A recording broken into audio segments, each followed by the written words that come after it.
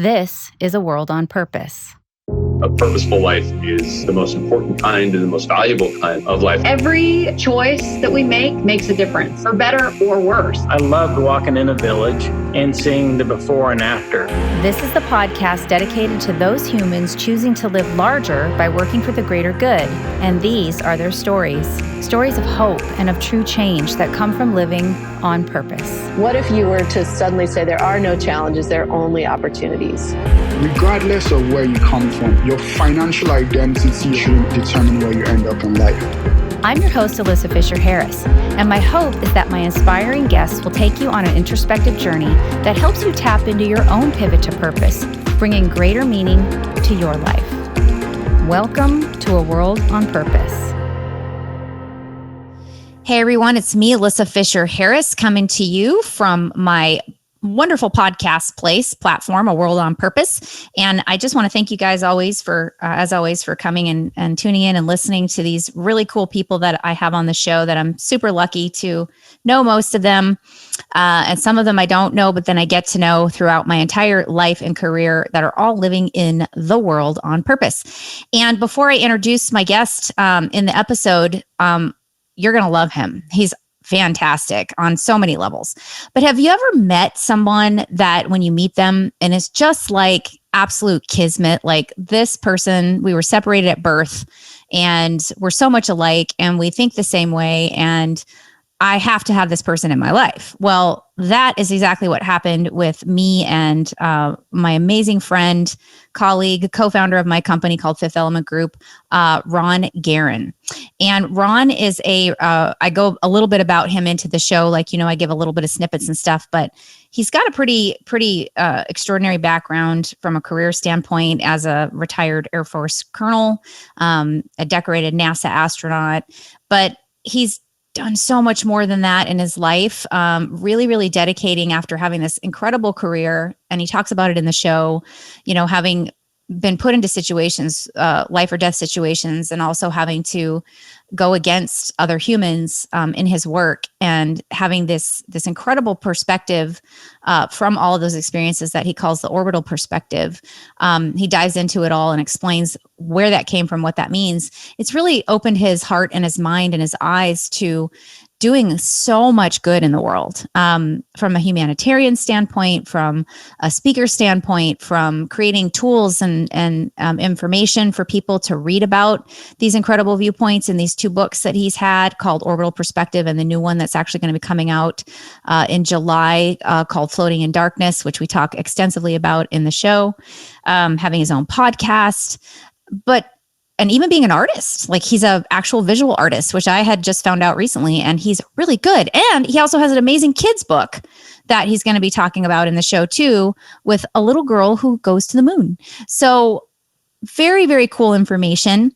For anyone who's sort of like, again, the whole theme of our show, which and sorry if it's redundant, but I think the reason you're tuning in is you're trying to find some inspiration and wanting to know about others who have done this incredible, extraordinary thing I call stepping outside yourself and doing something for the greater good, doing something larger than you, something that really does something for someone else's life, but also really can bring you substantial, significant, more meaning in your life. And it's exciting to know that there are all these people doing these incredible things that can really ignite that purpose flame inside you. And so, from everything from being in the Air Force to doing fun things, like I have these fun facts about Ron. He spent 178 days in space. He's traveled more than 71 million miles during 2,842 orbits in our planet. He flew both the U.S. space shuttles on both of them. And he also has accomplished 4 spacewalks. And he spent 18 days too. We didn't get to go into this in the show. So you're going to have to go to his website, check him out, read all about it, get his books and everything. But he also spent 18 days at the bottom of the ocean during a research mission that held one of the world's only undersea research labs called Aquarius. Needless to say, this man is awesome. I'm very, very lucky to have him as a friend and as a colleague. And it's been a while. We've been trying to get this show going. And so we finally were able to get him on board. He had me on his podcast, originally called Conversations Sheltered in Place during the pandemic, and has now converted it to the Orbital Perspective. So we dive into all of that. And I know you're going to be excited and inspired and find him so interesting. And on top of that, I got to say, Ron, you have one of the most soothing voices I've ever heard. Like, I could listen to your voice for hours. For all these things you've done in his life as a career, he could also be a voiceover person and reading books that actually make you want to go into a meditative state. So with all of that, I'm super, super excited to introduce you to Ron Garan. And let's get into it, because there is time out there that's a wasting and we want to get going. Good day, good evening, good afternoon, everyone. Welcome back to A World on Purpose with me, your host, Alyssa Fisher Harris. You have been hopefully listening or watching on YouTube for quite some time now and learning my extreme exuberant passion for all these people I call these purpose change-making heroes that are making great strides in the world, living in this world with the intention of doing something larger than themselves, or what we call living in the world on purpose. And today I'm super excited because I have a very special person on my show. I'm lucky, like I say, I get to know most of my guests, which is very fortunate. And this one in particular has a very soft spot in my heart.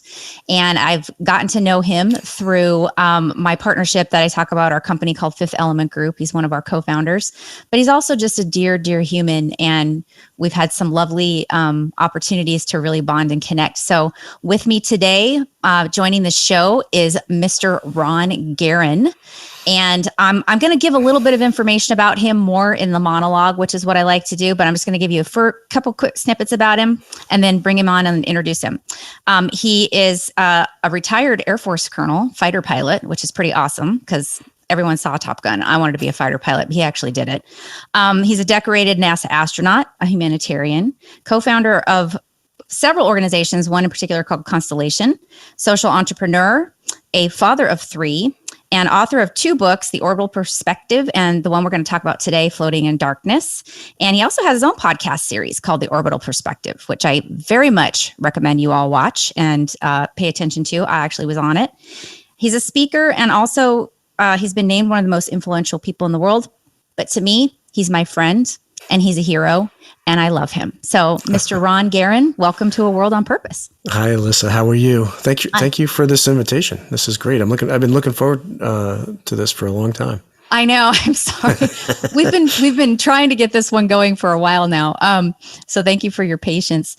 I'm so excited to have you here today because you and I have had some wonderful, wonderful conversations about life and about purpose and about spirituality and about vulnerability. And you know what the theme of the show is about. It's about this idea of doing something larger than yourself, which you really did that in your career, even though you were in sort of a regimented career. It was always something that was innate in you. So I'd love for you, Pete, to tell people a little bit about what I call your purpose origin story, more about you and how you got to this place of wanting to live larger than yourself and do something for the greater good with all your skill sets and talents. Yeah, I guess the purpose story, I think, has changed over the years. I think initially, my purpose was to become an astronaut. That's what I wanted to do since I was a little kid. I wanted to fly in space. I wanted to be an explorer. And I think that wasn't the main purpose, though. The main purpose, I think, was to bring back from that experience, to bring back from space, this profound perspective, this profound, just when you see the planet from that vantage point, and you see how undeniably, obviously interdependent, not only interconnected, but interdependent we all are, and how we are all riding through the universe together on this spaceship that we call Earth, the purpose becomes sharing that perspective, because that perspective has profound implications for how we problem solve, how we treat our planet, how we treat each other. And so that's really kind of been the calling since leaving NASA, and even before leaving NASA, was to share that perspective with as many people as possible through every medium possible. I've written books. I'm working on movies. I've started doing art. Painting. Public speaking. The podcast. Everything is, and even being a guest on a podcast like this one, everything is with the mindset, with the objective of sharing this perspective, because it's a really unifying perspective, and we're living through very, polarizing, divisive times right now, and that's not our true nature. Our true nature is the unity that's so obvious from space. I agree. And yeah, we're going to dive into your artist too, because you're a fabulous artist. And that was a secret I didn't learn about you until just a little while ago. And I was like, wow, your stuff is so good. Is there anything you can't do? Like, you're like a Renaissance man. There's lots of stuff I can't do. Okay. Well, we'll get into that later. Well, that's really special. Let's talk a little bit though. Let's go even a little bit further back. The reason I'm going to do that is because when we touch on your book, Floating in Darkness, you go way back. I won't give away the secret. But let's talk a little bit about how you were raised, and the influence of your upbringing and things, and how that sort of set this.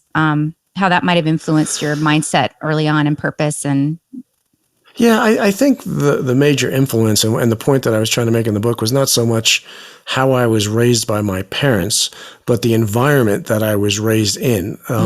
Living in New York in the growing up in the 60s and the 70s, it was a very kind of tribal existence. I mean, it was, there was it was crime ridden. It was polluted. It was, there was, a lot of things that you had to do to fit in, to think of yourself as a man, not a boy, and a lot of that. And there was a lot of us versus them, two-dimensional mindset. That was kind of the environment that I grew up, which I don't think is a unique environment. I think, probably most kids grow up into some similar type of environment. Hopefully it's not as bad as it was back then. But back then, in contrast to where I see the world right now, it seems like to me that it was a much more two-dimensional world. I mean, we're really two-dimensional, us versus them right now, but I think it was even worse back then.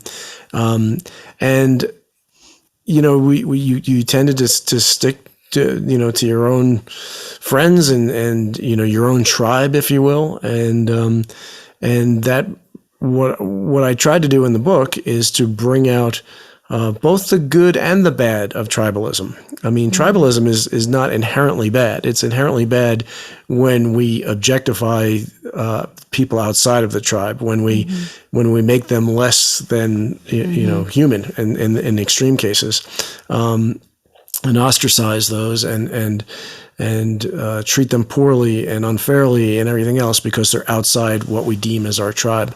But one of the things, one of the callings, one of the purpose of my life right now is to embrace the ever expanding tribe to the point where we become a tribe of earthlings. And by a tribe of earthlings, it's not just even humans. It's all the living creatures on this planet. We're all the same tribe, if we will, of earthlings, and we need to make sure that we're taking care of each other. And so I think that that's the big thing from my past, my early childhood into the teen years that I really tried to draw from. I think it's great, and it's wonderful how it influenced you. I would love for you to, if you could share, when you talk about us all being on the same planet and that concept of shared humanity that you and I both love to talk about. You had a really profound experience that you share in your talks. About when you were in space and when you came back to Earth. Would you be willing to share that on the show? Because I think it's just so moving and profound, especially the way you tell the story. It really opens up people's eyes to that concept of shared humanity. Yeah, I would be happy to. And maybe to set the context is, I spent the first 15 years of my adult life training to fight the Russians. I was a Cold War fighter pilot stationed on the tip of the sword before the fall of the Berlin Wall. I fought in combat in a different part of the world where I saw firsthand the horrors of war. And, like we said, I was operating in a very two-dimensional world back then. But fast forward to I guess, I don't know, 15 years later, I am at the base of a rocket that is about to launch into space, and I'm about to launch into space with 2 Russian military officers on a spacecraft called Gagarin. And I was born in the year that Yuri Gagarin became the first human to fly in space. And here we were on the 50th anniversary, about to launch into space from the very same launch pad that Yuri Gagarin launched from, on this spacecraft called Gagarin, with me as a fully integrated member of a Russian spacecraft crew from a previously top secret Soviet military installation. And I looked up at the rocket and I saw an American flag and a Russian flag side by side on the top of the rocket. And that image really was burned into me. And fast forward 6 months, we launched into space. We had a 6-month mission. And then when it was time to return to Earth, my 2 Russian crewmates and I climbed into our spacesuits. We climbed into our Soyuz spacecraft. We closed the hatch. We undocked from the space station. We did a couple of laps around the planet. And as we crossed the south tip of South America, we fishtailed the spacecraft around to point the engines in the direction of travel. We fired the engines for the precise amount of time, which meant, because we point the engines in the direction we're travel, that was slowing us down. And it slowed us down just enough to enter the upper atmosphere. We had this fiery, violent ride through the atmosphere at 5 miles a second. The parachutes opened up. They threw us all over the place. It was really, an incredible, incredible experience. I remember at one point, one of my crewmates yelled out in Russian, "It's just like an American amusement park ride." But it was way worse than anything else. How I've heard it described, it's like going over Niagara Falls in a barrel that's on fire, followed by a big crash. Oh my God. So we had the big crash at the end. We hit the ground. We bounced. We rolled. We flipped over. And now my window was pointed down at the ground. And out of my window, I saw a rock, a flower, and a blade of grass. And I remember thinking to myself, I'm home. And what was really interesting about that thought is I was home, but I was in Kazakhstan. And so to me, at that moment, my home wasn't just Houston, Texas, where at the time I lived with my family. Home was Earth. And the other thing that dawned on me immediately was broadening our definition of that word home, which has profound implications for how we treat each other, how we problem solve, how we treat our planet, and everything else. But broadening our definition does not come with it a requirement to forget where we came from, or national, cultural, religious, organizational affiliations. Mm-hmm. It simply means seeing those things in the context of the bigger picture. Mm-hmm. And so, being a citizen of Earth doesn't make me any less an American, or somebody else any less a Canadian or a Russian or a Rwandan or whatever else you want to be. It just means that you're part of the bigger family. You're part of the bigger tribe. You haven't lost your affiliations. You've just broadened it. And I think what's really important about all this is that diversity is a source of enormous strength, mm-hmm. because each of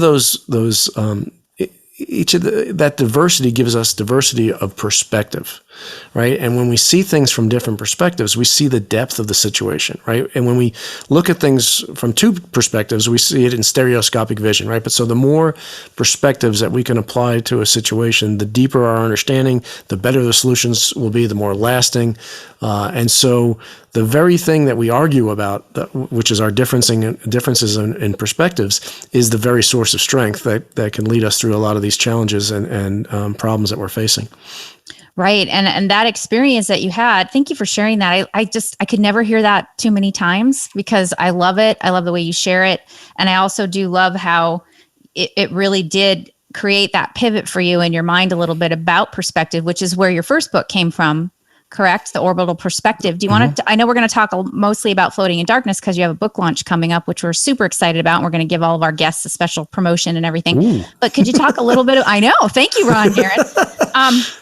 Don't ooh me. You're the one who said we could do it, which was super. But could you talk a little bit about the Orbital Perspective? Because I've read some of it and I loved it. And I love how out of that experience, it ignited this fire inside of you, like, oh my God, I need to write about this for people. Right. I think, the Orbital Perspective was born, it was probably born out of a sobering contradiction that I experienced when I was on the space station. On the one hand, I was looking at this indescribably beautiful planet, slowly turning below me, 240 miles below me. But on the other hand, are the the realization of the unfortunate realities of life on our planet for a significant number of its inhabitants. So it's this disconnect, and it filled me with an incredible sense of injustice, because I believe that we already right now have all the resources, all the technology necessary to solve many, if not all, the problems facing our planet. And it just didn't make sense that we have so many critical issues on our planet. And it makes us look ridiculous from space, because it doesn't have to be that way. And so what the Orbital Perspective was all about was trying to use that sobering contradiction as a call to action. And, at the time, and I think this is still true, there's over 20 million organizations around the world that are working to improve life on Earth. But for the most part, I think most of us know this, that they're not working in a coordinated, effective manner. There's a lot of duplication of effort. There's loss of efficiency.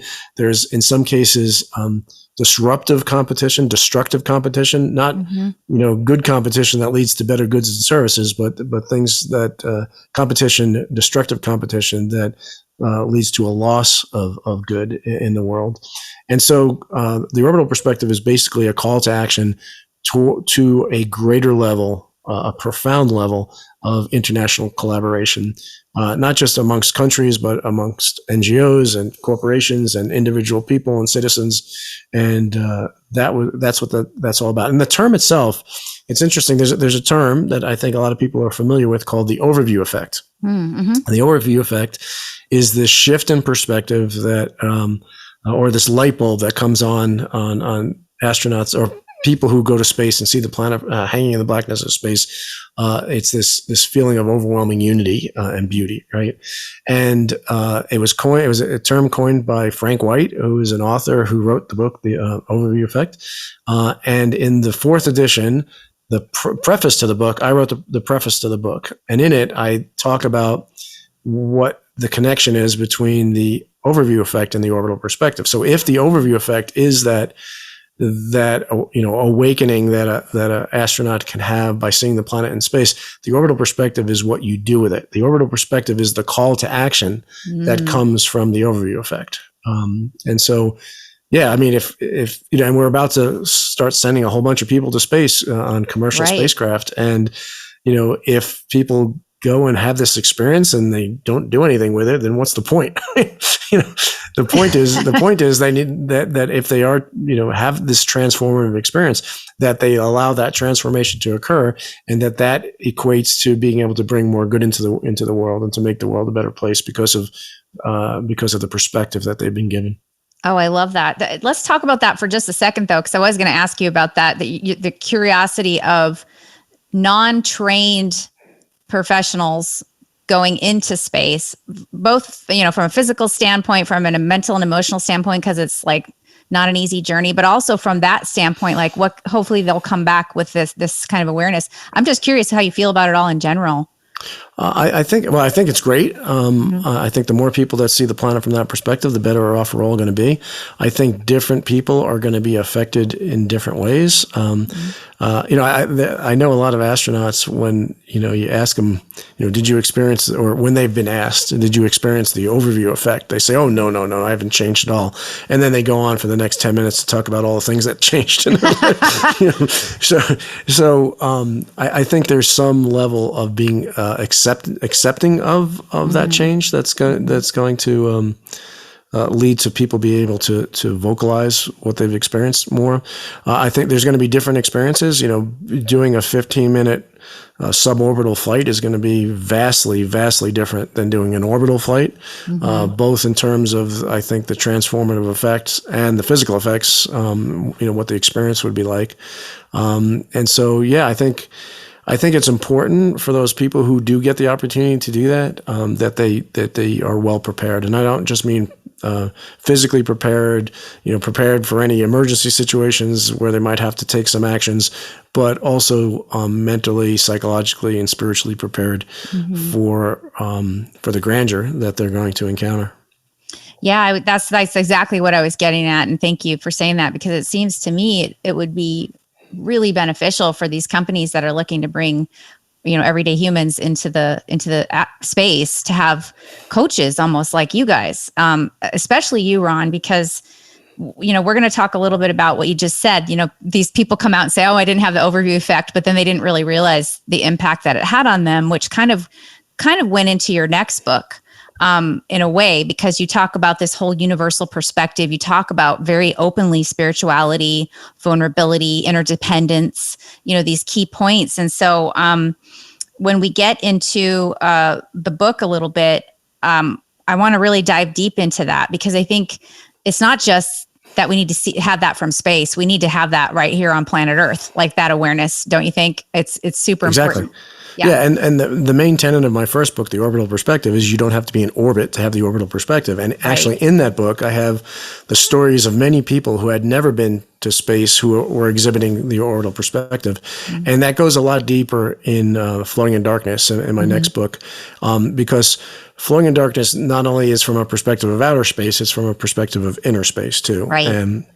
And I think they're complementary, but again, one of the main tenets of Floating in Darkness is you don't have to be in space to realize any of the insights that I share in the book. As a matter of fact, many people have much, much greater insights than I do on some of these topics that have never been to space. Well, let's talk about that a little bit then. Let's get into that. So you had this great experience, this amazing life path, this journey that you had all these different moments that sort of triggered these, I call them their aha moments, or your pivots to purpose, pivots to awareness. And then suddenly you have this idea about this great book. And I want to understand where it came from. It's such a cool book. The opening is outstanding. I love it. Tell us where it came from, and then we'll get into what it's about. And then I'm going to ask you to read a passage from it and tell me your favorite passage too. So where the book came from is back in my early 20s. I had this idea for a novel, and the novel would follow a central character throughout the development of their life, from infancy to old age, and as that central character would mature and develop, and their worldview would expand, and they would overcome challenges and all these problems and go on these journeys and adventures, it would serve as an allegory for the evolution of society, right? Not only where we've been, but where we need to go. And then about, 5 or 6 years ago, I kind of put that on the back burner. I never wrote that novel. And then about 5 or 6 years ago, it dawned on me that my own life, with all the things that I've been really, really fortunate to experience. I've lived on the bottom of the ocean for 3 weeks. I fought in combat. I was a Air Force test pilot.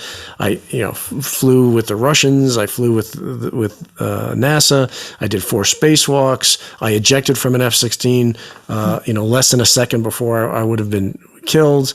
All of these amazing things. And I said, wow, those are all really good literary tools to make that story that I wanted to make when I was, in my 20s. And when I set out and I started writing it, I wanted it to read like a novel. So I decided to write it in first person present tense. So it's not like, oh, back in 1988, I did this or that. It's you're along for the journey as it's happening. And as you hinted at, it starts at the very beginning. And by the very beginning, I mean the very beginning. So, and the prologue is very metaphorical, very abstract. It has a literary meaning and then many, many underlying metaphorical meanings that all relate to key passages in the book. And when I wrote my first book, I followed the traditional path. I got a literary agent. I got a publishing deal. I had deadlines, and before I even had the book written, I had a publishing deal, and so yeah, that was great. But it wasn't great for the creative process because I didn't like having to, I was basically, writing 6 or 7 hours a day to meet the deadlines and to get the book out on time and everything else. And so with Floating in Darkness, first of all, I always knew what the title was from day. I don't know. It just. And where did that come from? Why did you call it that? Because it's metaphorical, right? I was floating in darkness of space, but I was also floating in the darkness of my own ignorance. And so I make I talk about the allegory of Plato's cave in there, and I do a lot of relating back to that idea that we are all in the cave right now. Not all of us, but most of us. Well, most of us mere mortals are in the cave. So that was always the title. And what I did with Floating in Darkness, I really started writing it back in 1991.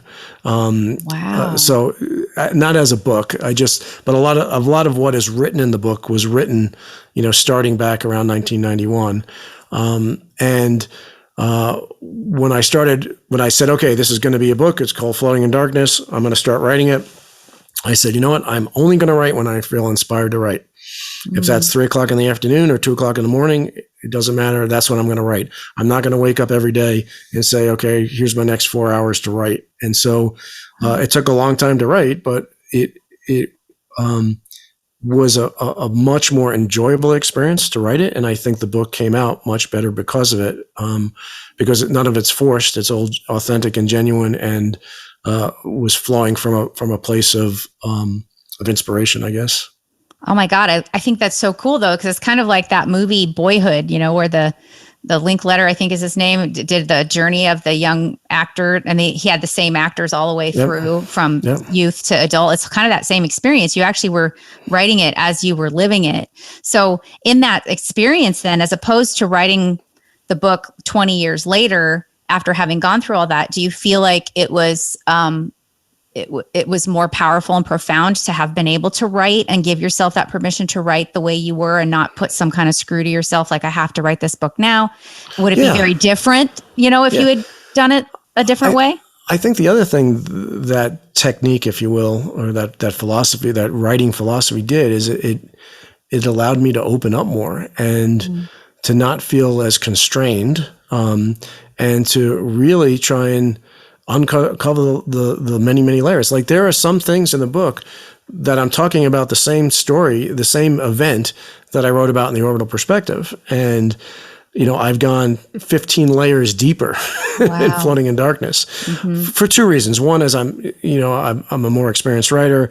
I've had more years to process the experience. And I was more open about it. I wasn't, I was a little bit tentative, I guess, with my first book, and I was not as tentative with my second.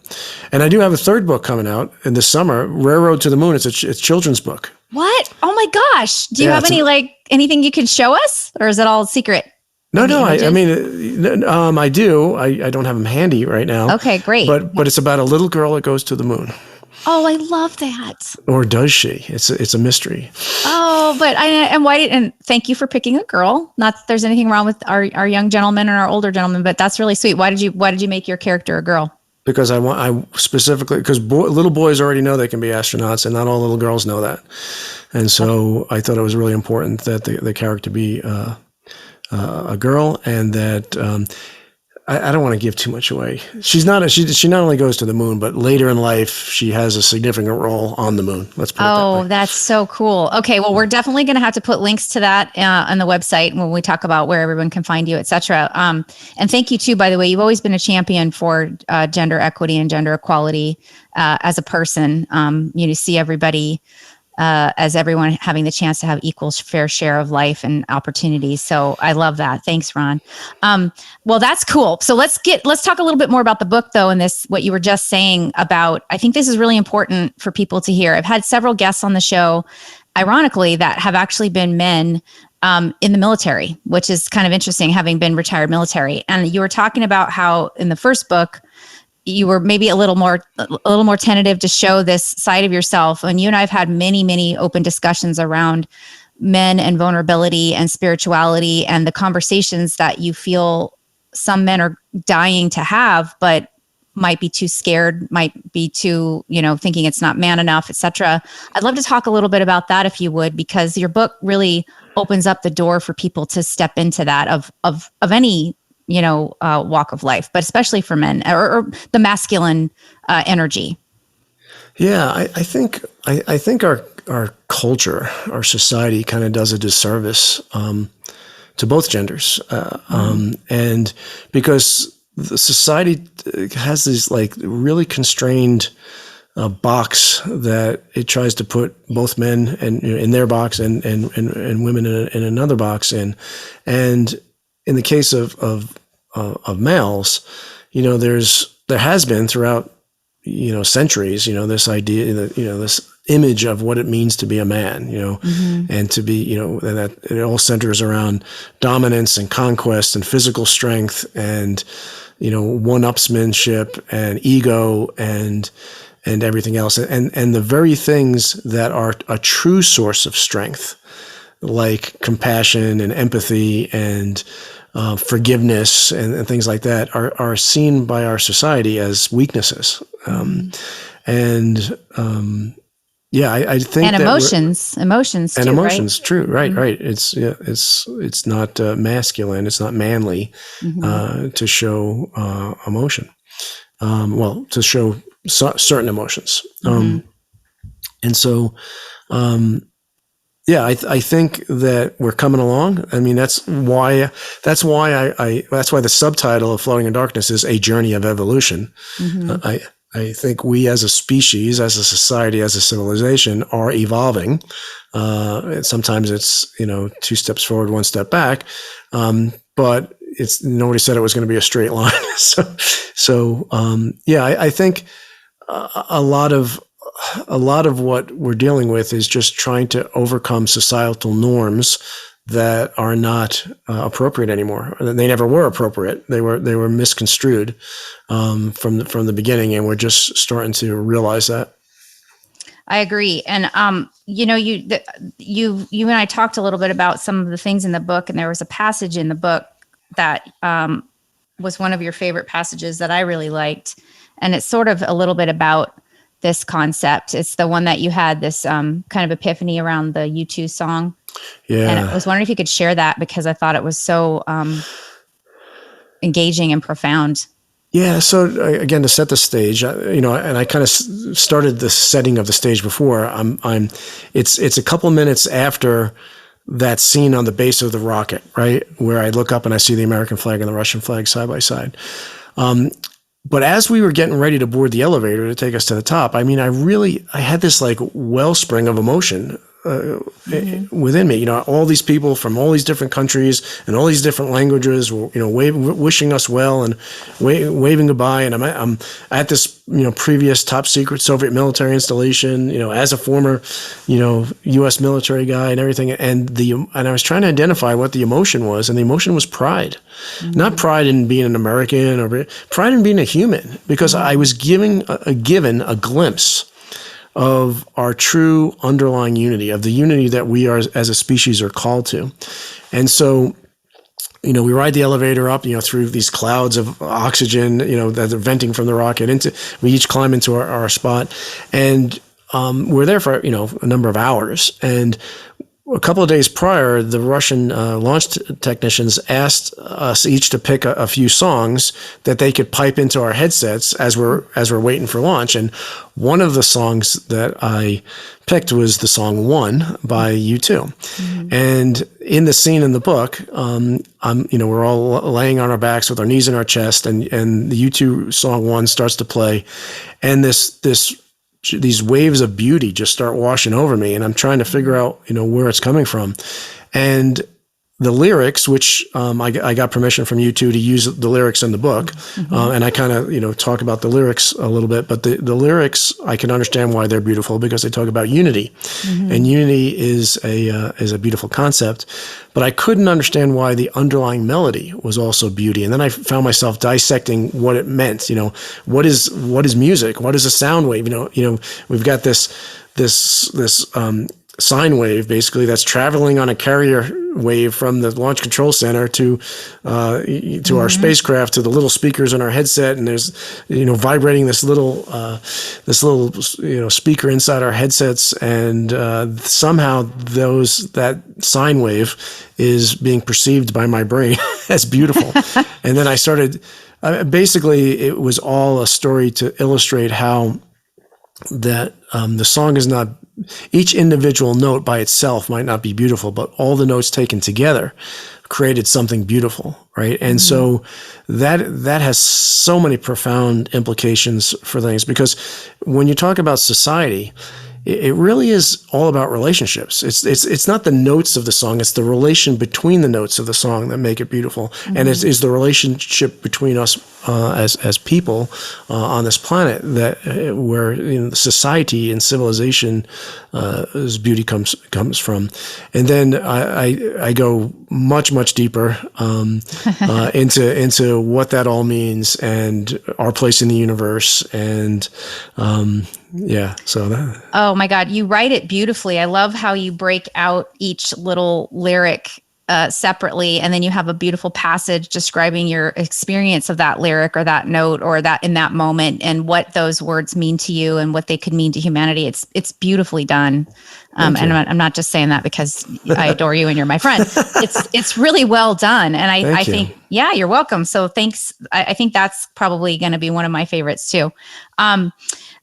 I wanted to know if you wanted to just read a short passage from the book so people could hear it. And then I want to talk about, we're going to give people a promo code for the book. And then I want to talk about a little bit about your humanitarian work, some of the organizations you're involved in. You've been involved with UN as well. And you've gone all over the world speaking with the likes of people like Muhammad Yunus, et cetera. I want to make sure people understand you're a very multidimensional person.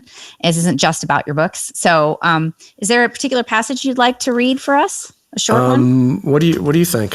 What would you like? Yeah, I was thinking the one that starts on May 31st, 2008. Oh, okay. Unless one you is have a in fave. the introduction. I have a few favorites, but they're kind of long. Well, let's how long are they? Okay, I don't know. People will listen for long. So the passage that you're talking about is in the introduction to the book, and here's the book, by the way. Yep. Orbital Perspective. Yep. Nope, it's Floating in Darkness. Floating in Darkness. Taught myself. All right. So on May 31st, let me see if this is going to be out of context. Do you want to read? Why don't you pick one you want to read? And we'll just go for it.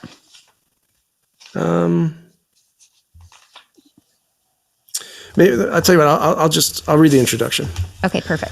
So this comes right after the prologue, which we said is very abstract and metaphorical, and this kind of gives a little bit of context to the prologue, and also. I have to say that the ending of the prologue is set up to be a powerful juxtaposition between the closing of the prologue and the opening of chapter 1, where the scene opens in chapter 1. So the origin story of my evolution began in the embryonic ocean of my mother's womb. 9 months later, I left the familiarity of this maternal ocean for solid ground. 19 years later, I extended my life into the ocean of air blanketing our planet. 27 years later, I climbed above the ocean of air, and my life was elevated into space. Humanity's origin story begins in the prehistoric ocean of Mother Earth. 4 billion years later, life was compelled to claw itself out of the familiarity of the ocean for solid ground. Life left the relative ease of the ocean for the promise of something better, fighting the crushing gravitational pull of the planet the whole way. The journey out of the ocean led to new adaptations, including the arrival of humans. 400 million years after life transcended the oceans, humanity extended itself into the ocean of air blanketing our planet. 58 years later, humanity elevated itself above the ocean of air and into space. Detaching ourselves from the planet enabled us to look back and see what we have always been, one single human family with a common origin and a shared future. On May 31st, 2008, my story intersected with humanity's origin story when I became the 478th person to leave the planet. This intersection coincided with humanity and all life on Earth facing a crisis that threatens the very survival of life here, a crisis that humans must overcome, a crisis that requires a giant leap in humanity's evolutionary process, a life or death crisis that humanity can solve only by transcending individual and collective ego and embracing the true nature of its interdependence with every living thing on the planet and the planet itself. The crisis: we must evolve, see, understand, and act on the fact that we are all part of one human family, or we will perish. Oh, God. It goes on, but it gives me chills. That's so perfect. And thank you for sharing that. And so before we go into your other stuff, that's a great place for us to kind of give a call to action to people to where they can go find your book and the wonderful discount opportunity you're giving them for World on Purpose. Do you want to share that with people? Yeah, of course. So you can pretty much get it anywhere, but for the discount, go to floatingindarkness.com. and there's an order tab, and just use the code PURPOSE. Perfect. Where do you think I got that from? I love it when it can help spark an idea. So use the code PURPOSE, and you'll get 20% off of the price, which is already lower than like Amazon and everything else. So Great. That's the best place, cheapest place to get it. Great. Well, it's very kind of you, because being an author is not easy. So please, everyone, I want to make sure that Ron sells as many books as possible, and you're getting a great discount. So I encourage you all not only to go support it because it's supporting people who are artists and people who are sharing their information, but also it's really, really valuable information. And I think you'll be extremely moved and motivated around. It'll be almost like a workbook to help you find your purpose in some way. So thank you you're welcome. Thank you for the discount. Thank you for sharing all of that about the book. I want to talk about the other things you do. We know about your background now, your incredible career path, and then the books that you've written. But you also were pretty instrumental in involved in some early technology companies. Mana Energy Limited was one of them. You also formed an organization of aviators and astronauts called Constellation. Could you share a little bit about? That's a whole nother life path. I mean, getting out of the service and having a career track and then going into that's incredible. Yeah. So the Mana Energy Foundation was a nonprofit, a 501c3, that went through a lot of evolutions, a lot of pivots, and eventually became a social enterprise incubator. Mm-hmm. And one of the companies that we incubated was a social enterprise called Mana Energy Limited. And what Mana Energy Limited did was provide clean water in the developing world, and the innovation that it developed was in the funding of those projects. And so, with a partner organization, we did a project in Kenya where we provided clean water to 4.5 million people in Kenya, and we did another project with a different partner organization in Rwanda for about 2 million people, and all of those projects were funded through the generation of carbon credits. And so, we were the first organization in the world to earn a carbon credit through the purification of water. We wrote the methodology that the UN currently uses to do that. It spun off a couple other social enterprises that are doing really well in different fields, and the nonprofit itself evolved to become Constellation. And Constellation is an international coalition of astronauts who are coming together with a unified voice to basically share this perspective of our planet and to apply it to some of the challenges facing us, like climate change or global warming, and doing that in a very, very powerful way. And the basic story is, we work together as one single unified international crew on the International Space Station to protect and maintain the life support systems on board. We need to do the same here on the ground. We need to work as one unified international seamless crew here to protect the life support systems of Spaceship Earth. And so that's one of the main tenets of the organization. Great. And you've got some incredible people on your board and partners that are also influential change makers in the world, one of them being a woman. You want to talk a little bit about her?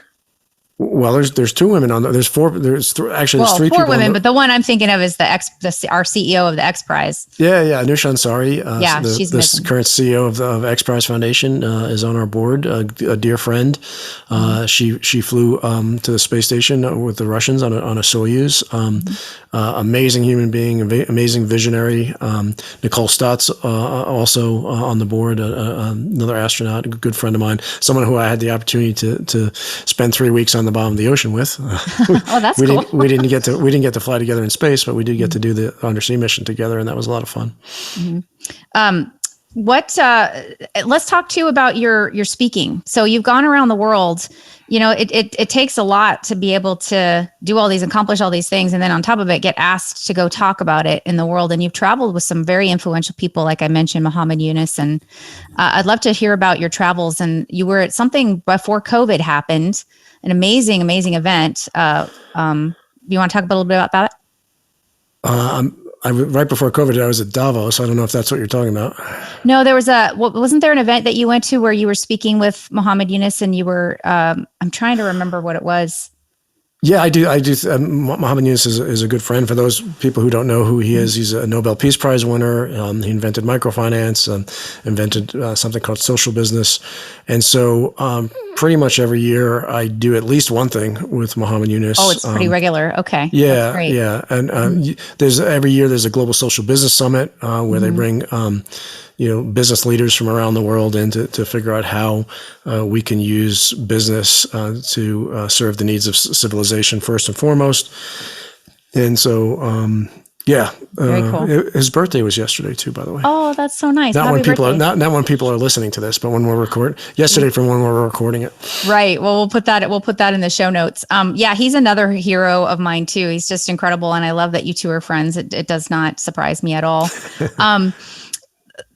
I wanted to just ask you a question. All these amazing things that you've done and being able to turn this into a path of purpose, making significant impact and tangible change in the world. We talk about the idea of purpose isn't just about doing something for others, but also it does bring you greater meaning in your life, which I think with everything we've gone through, especially the last couple of years and the things you write about in your book, and people, I believe many people have great meaning already, but they're still maybe seeking something a little bit larger than themselves. How do you feel when you know that you've been so instrumental in some of these incredible things that have done such good in the world?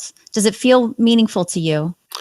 Yeah, it does feel meaningful. And maybe since we started talking about Muhammad Yunus, maybe there's a good quote from him that resonates with me and I probably won't get it exactly right, but it's basically, making money can make you happy, but making other people happy is super happy. It makes you super happy. I love it.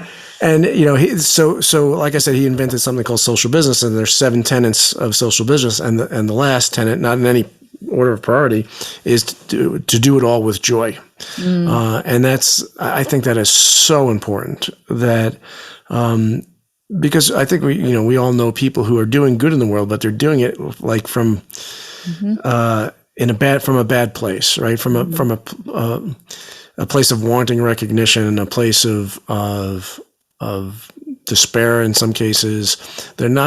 Some people are not doing it from a position of hope and joy, and you're going to be so much more effective if you're doing it. And that's, quite honestly, that's something that I've wrestled with, my entire life is figuring out how to do these really important things in a spirit of joy, because a lot of times they seem like tasks or chores or homework assignments or drudgery. It could feel like drudgery, and so my audiences, when I speak around the world, a lot of them are people that are doing things in sustainable development, people who are trying to make a difference in the world.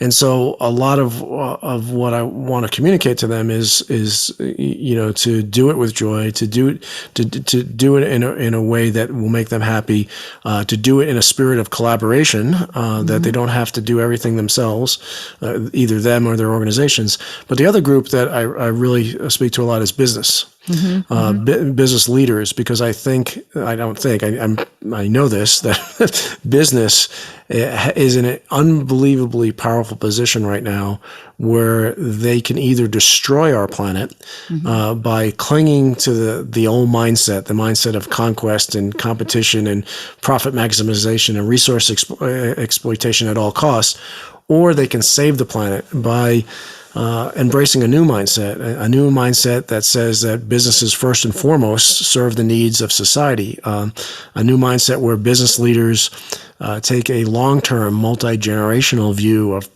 progress and investment, and a new mindset where businesses are not seen as independent entities operating in a solely self-serving vacuum, right. But they're seen as interdependent nodes in a fabric of prosperity, where everybody has the opportunity to prosper and to reach their potential and to serve society in the manner that they so choose. And so I think we're starting to see that amongst businesses, even large corporations to some extent are starting to come around. But I think or I hope, that we're coming into an era where successful businesses will be required to have that written into their DNA to be successful.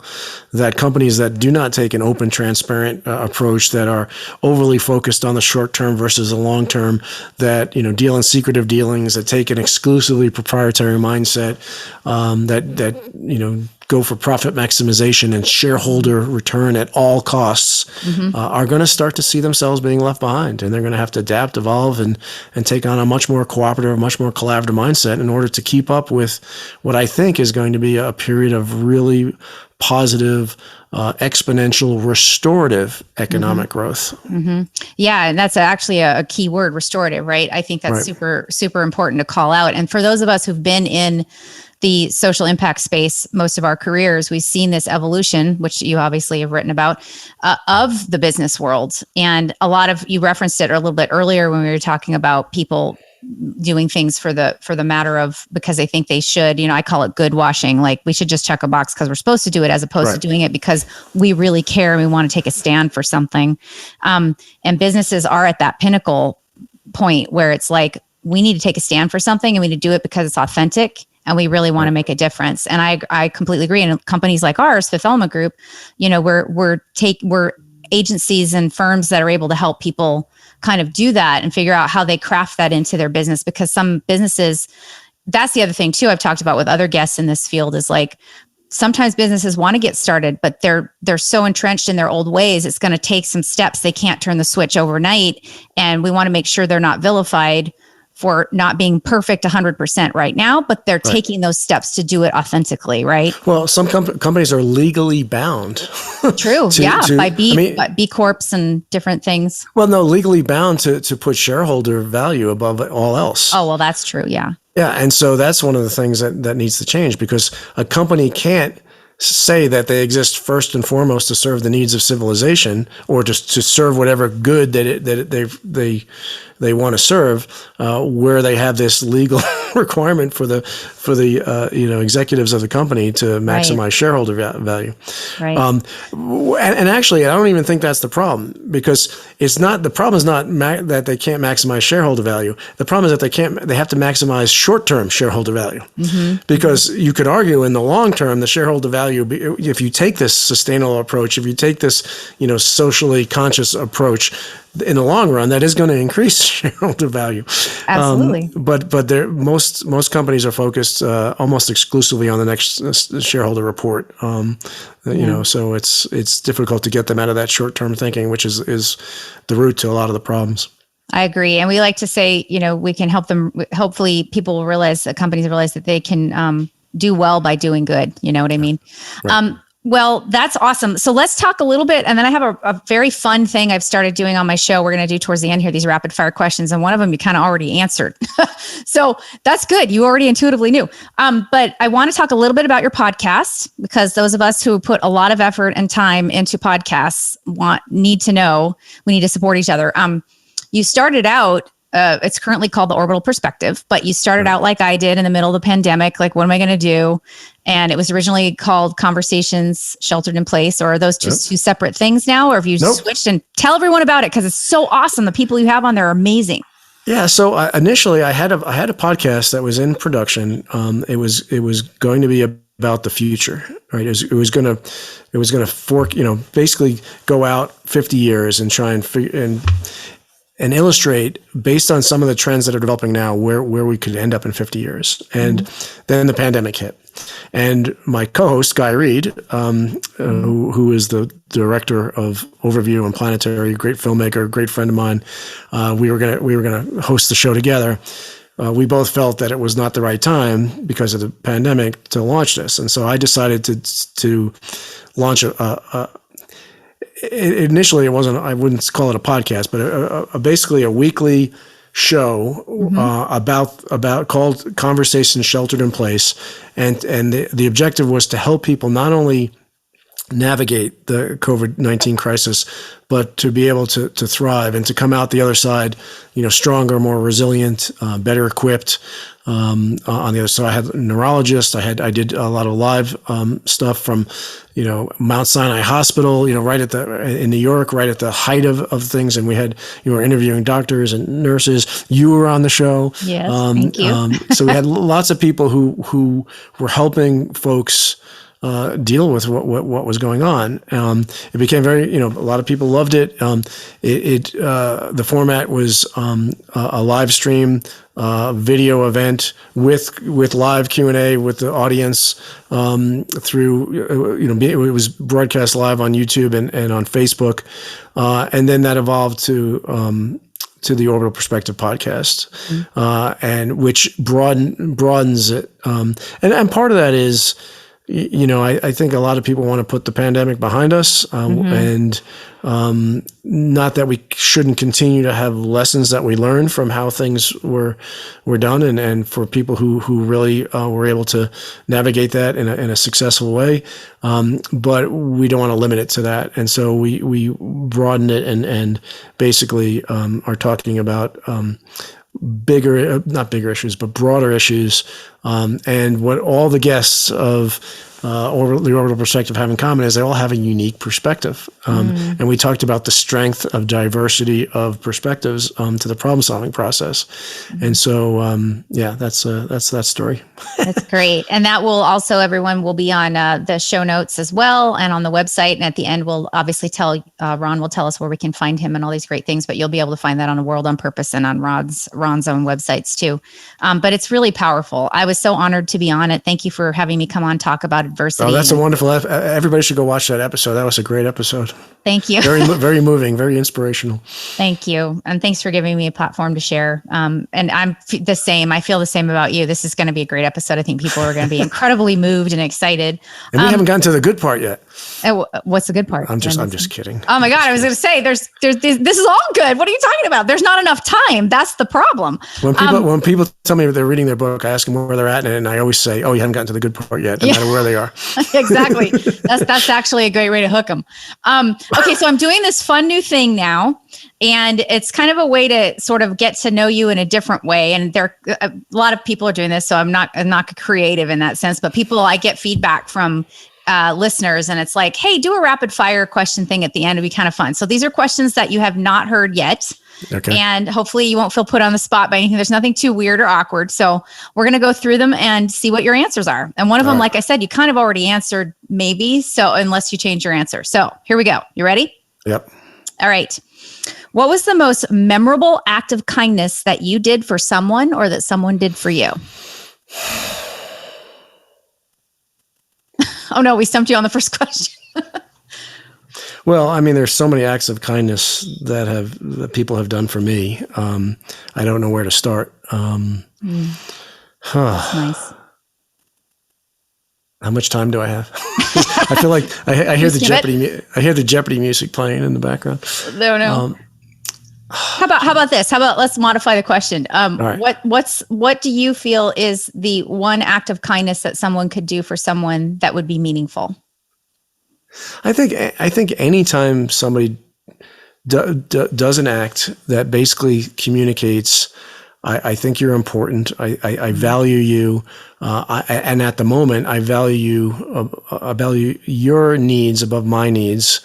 I value your comfort or whatever above my own at the moment. And I think I love it. Because when people do that, what they're actually communicating is our shared unity, right? Mm-hmm. And so that's why it's so moving.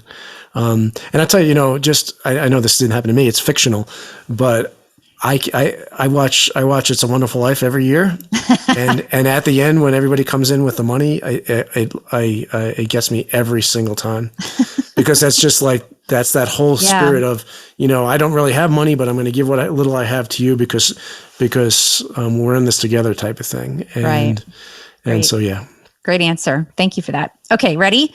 Yeah. What is your favorite guilty pleasure? Oh, candy. Oh, okay. We're gonna have to dive into what kind later.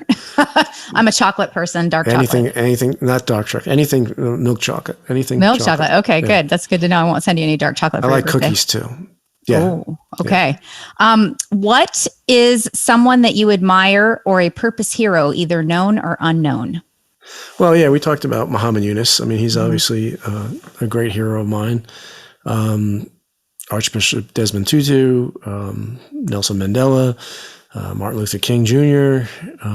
Was there a hero that nobody might know of that in your life that left an impression on you? I mean, I've had teachers along the way. I've had coaches along the way.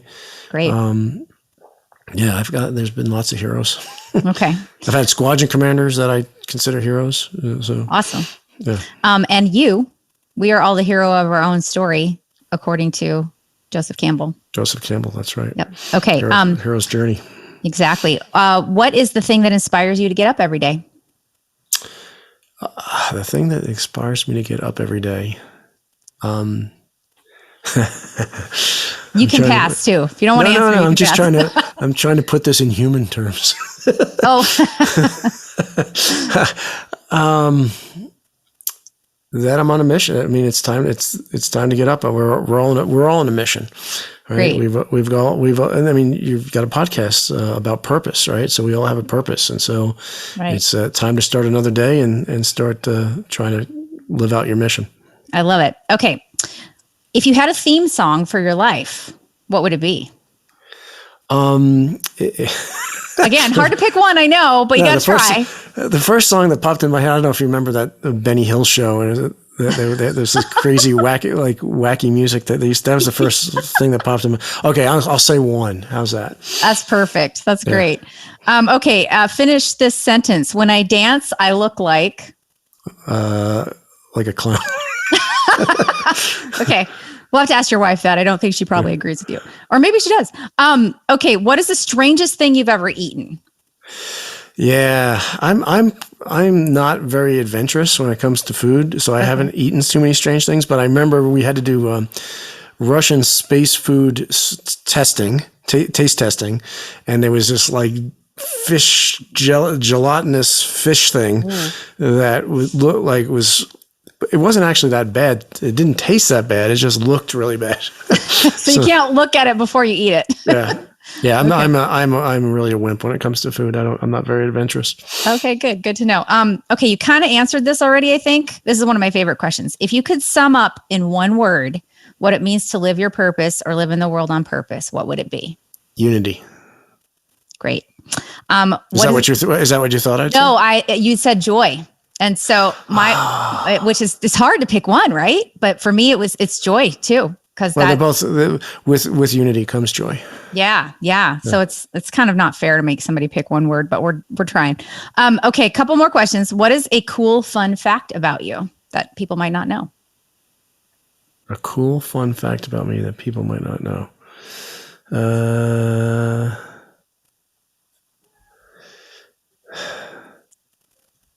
I'm trying to think of something that's out of the ordinary, but I'm pretty ordinary, I guess. I don't think so. Cool fun fact. I don't know.